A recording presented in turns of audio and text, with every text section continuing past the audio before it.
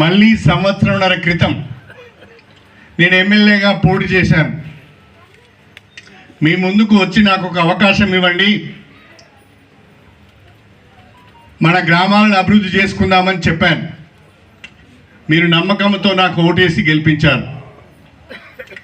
నేను గెలిచిన పార్టీ అధికారంలోకి రాలేదు, కానీ ఈ నియోజకవర్గ ప్రజలకు ఇచ్చిన హామీని ఎట్లా నిలబెట్టుకోవాలి, ఈ గ్రామాలు ఎట్లా బాగుపడాలి, ఈ నియోజకవర్గం ఎట్లా అభివృద్ధి చెందాలని ఆలోచించి నేను కాంగ్రెస్ పార్టీలో చేరడం జరిగింది. రాష్ట్రంలో కాంగ్రెస్ ప్రభుత్వం ఉన్నది. ముఖ్యమంత్రిగా గౌరవనీయులు రేవంత్ రెడ్డి గారు ఉన్నారు. రేవంత్ రెడ్డి గారు స్వయంగా పిలిచి, అన్న మీరు మా పార్టీలోకి రండి,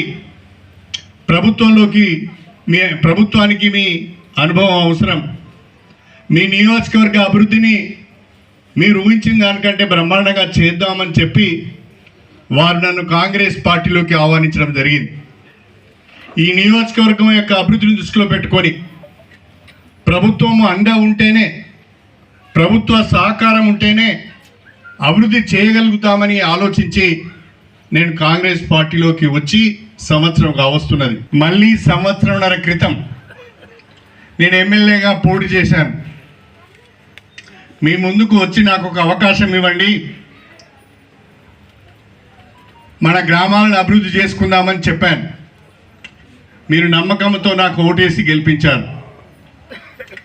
నేను గెలిచిన పార్టీ అధికారంలోకి రాలేదు, కానీ ఈ నియోజకవర్గ ప్రజలకు ఇచ్చిన హామీని ఎట్లా నిలబెట్టుకోవాలి, ఈ గ్రామాలు ఎట్లా బాగుపడాలి, ఈ నియోజకవర్గం ఎట్లా అభివృద్ధి చెందాలని ఆలోచించి నేను కాంగ్రెస్ పార్టీలో చేరడం జరిగింది.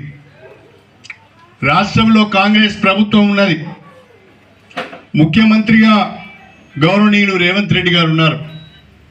రేవంత్ రెడ్డి గారు స్వయంగా పిలిచి, అన్న మీరు మా పార్టీలోకి రండి,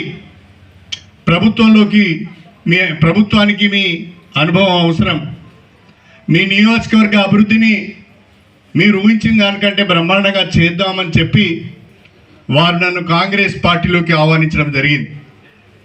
ఈ నియోజకవర్గం యొక్క అభివృద్ధిని దృష్టిలో పెట్టుకొని ప్రభుత్వం అండ ఉంటేనే, ప్రభుత్వ సహకారం ఉంటేనే అభివృద్ధి చేయగలుగుతామని ఆలోచించి నేను కాంగ్రెస్ పార్టీలోకి వచ్చి సంవత్సరం కావస్తున్నది.